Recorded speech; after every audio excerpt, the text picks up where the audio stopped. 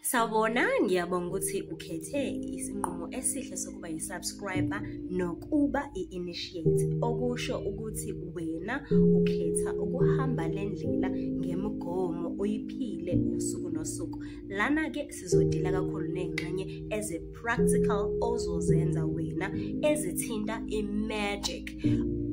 Under the impression yokuthi-ke already unawo u-basic wokusebenza with the spirit world.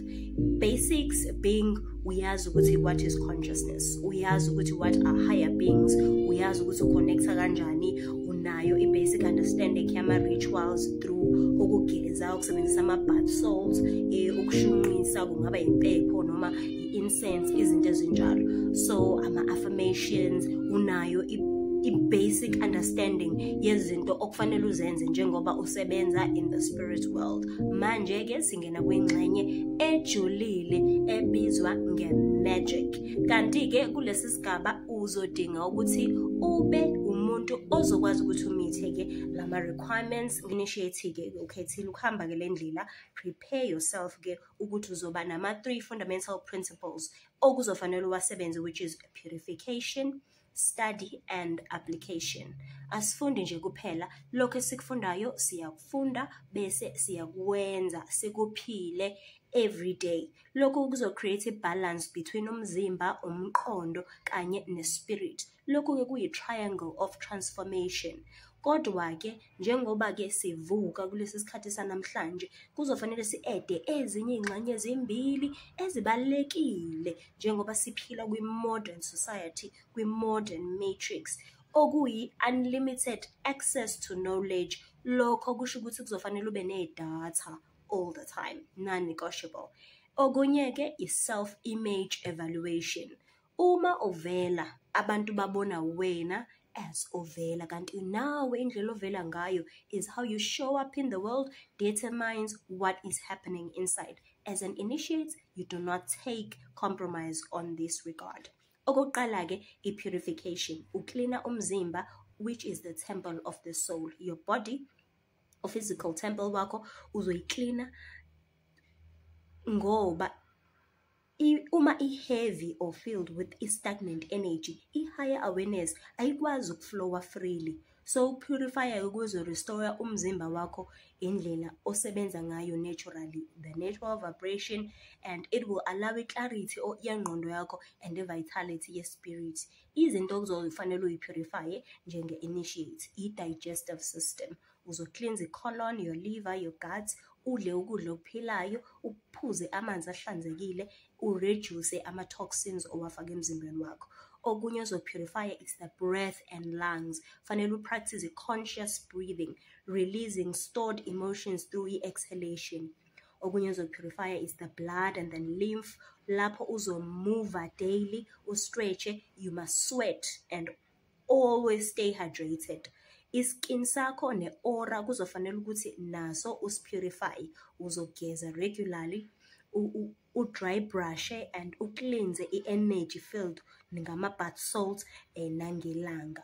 Okunye uzofanele ukupurify, it's your thoughts and emotions. Kuzofanele ukubalekela ukucasuka, ubalekele ukubamba izinto, ukuqinisa inhliziyo, ube namagqubu, ubalekele ukuhleba, bese ukubalekela nje zonke lezi zinto kuzokwenza ukuthi ungafaki upoison kwi-inner chemistry, ngoba lokho kuwenza upoison omkhulu okudlula ukudla esikudlayo esikufaka emzimbeni. Okunye uzofanele ukupurify is the environment. You must keep indawo yakho ohlala kuyona i-clean, i-ventilated, i-organized, ukuze energy ikwazi ukuflowa where light can enter. I-purification is not about punishment or extreme fasting. It's about aligning a physical body to become a clear channel for higher consciousness. Sizofunda-ke sizojula kulokhu kuma-video as a subscriber. Okunye okuzofanele ukwenze, it's studying, enlighten the mind. Umqondo wakho must be trained, expanded and filled with the light. Ukustudisha-ke kusho ukuthi uvula ubuwena, uzivulela kulwazi okuzokuvusa ukwazi uba nokuqonda, ukwazi wena, ukwazi indalo, nokwazi the unseen forces that govern life.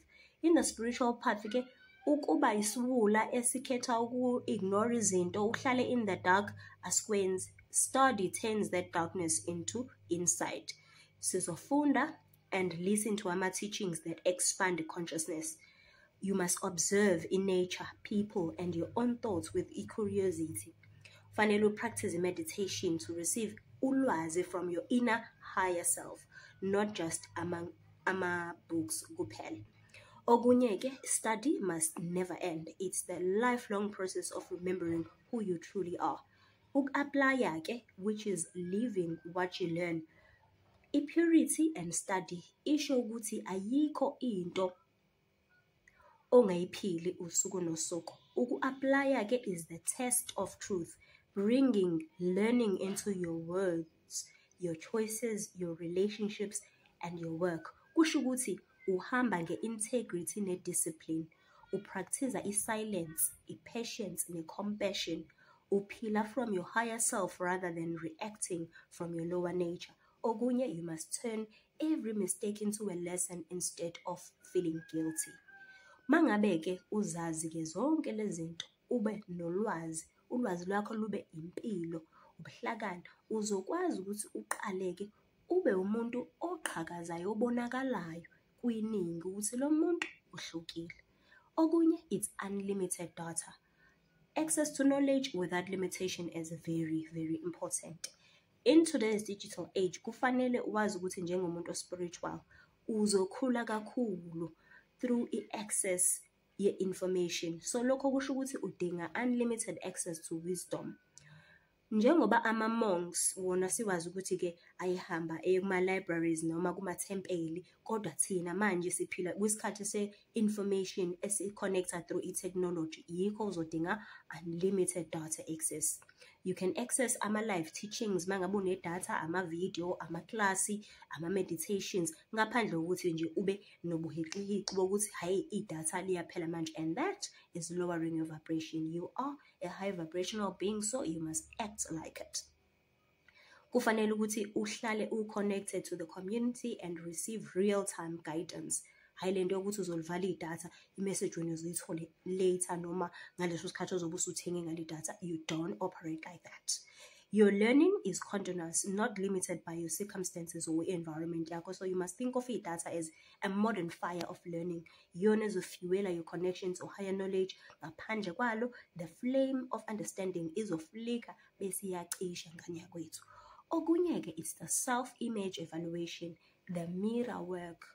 Very, very important. Ngaphambi-ke kwe-enlightenment, umuntu kuzofanele ukuthi azibone clearly.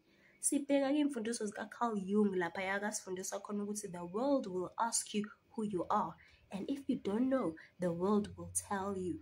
I-self-image yakho kubalulekile ukuthi uyithathe serious ngoba iyona ezobuyisela back amandla wakho ukuyidefine consciously, not through other people's perceptions. Sizobheka-ke i-process ye-self-image evaluation esizobheka ubuwena truthfully, your appearance, ama-habits wakho, your posture and presence, indlela ogqoka ngayo, everything ephathelene nomzimba wakho. Sizoyibheka, sishintshe if there needs to be a change.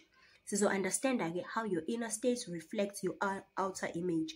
Sizothatha-ke aligned steps to embody who you truly are becoming.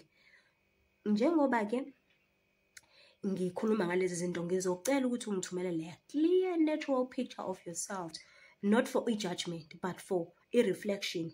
Lokhu it's part of the mirror work. Ngizoyinikezela to do this free evaluation for everyone who is a subscriber, because this is the most important part ngaphandle kwezinye izinto. Seeing yourself as njengoba unjalo namhlanje can align with the frequency of who you are meant to be. Also, you will receive a video link with private group esengicreatile ko Facebook. I will also send ama invitations, but you can also search the group yokuthi Ulwazi ngeSizulu subscriber member only. I will try to put that up as a link so that you can be able to easily find the group join, because everything engikhuluma ngayo, we will be able to access that information over there, especially my links and all these other real-time things. Thank you.